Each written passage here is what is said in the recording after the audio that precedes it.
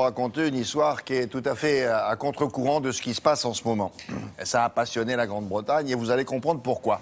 À l'heure où il y a tant de jeunes radicalisés en France, en Europe et donc en Grande-Bretagne qui partent faire le djihad en Syrie, il y a deux anciens soldats britanniques qui sont partis eux aussi, il y a quelques mois, comme volontaires, pour se battre contre les djihadistes du groupe État islamique.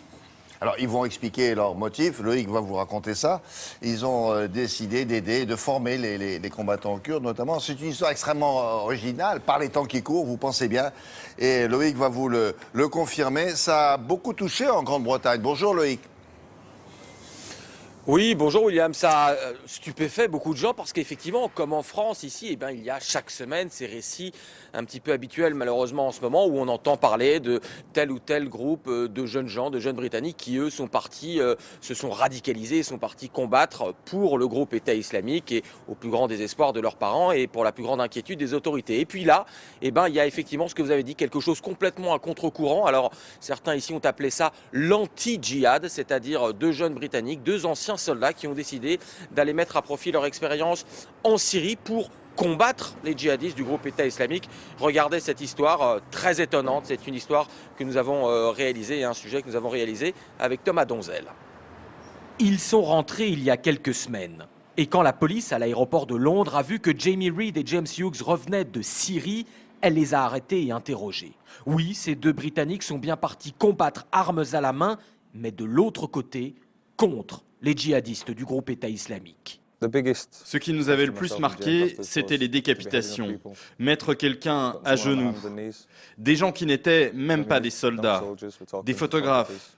Alan Henning, travailleur humanitaire britannique. Et leur trancher la tête. Y a-t-il la moindre justification à ça? Est-ce qu'on peut rester ici, assis sans rien faire? Moi, je pouvais pas. Et James et Jamie ont de l'expérience à revendre. Ce sont tous les deux d'anciens soldats de l'armée britannique. Voici quelques rares images d'eux sur le sol syrien, conseillant et formant des combattants kurdes, ceux en première ligne contre les djihadistes. Les positions du groupe État islamique sont à quelques centaines de mètres.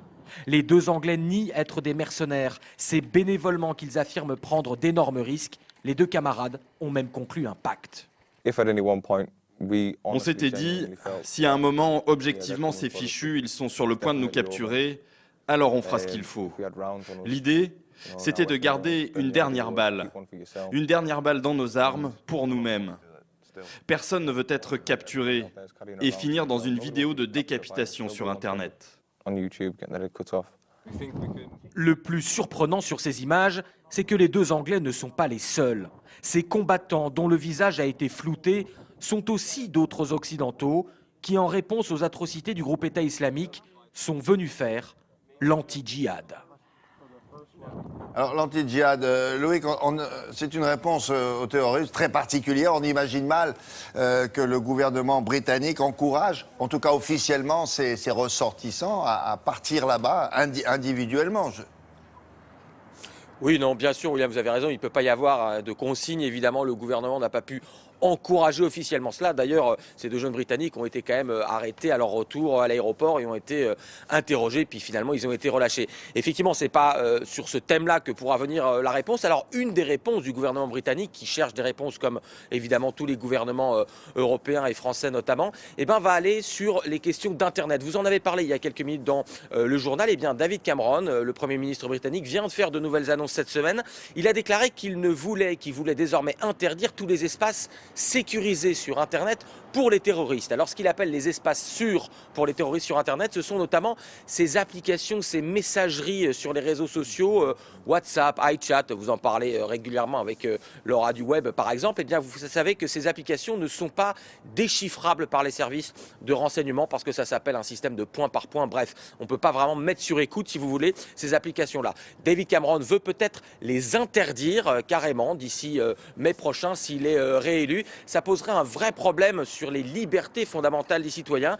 Mais voilà, il faut lutter contre le terrorisme. Et là, on est au cœur du dilemme des démocraties pour lutter contre le terrorisme. Même problème posé en France. Et les élections chez vous, c'est quand ? C'est en mai prochain et voilà, David Cameron remet son mandat en jeu. Il sera évidemment notamment opposé à Ed Miliband, qui est le chef du parti travailliste, voilà, qui sera son grand adversaire. Mais actuellement, aucune estimation, les jeux ne sont pas du tout faits pour qui que ce soit. Et que vous aurez l'occasion de nous présenter un peu plus tard. Merci beaucoup Loïc, à tout à l'heure. La revue de presse,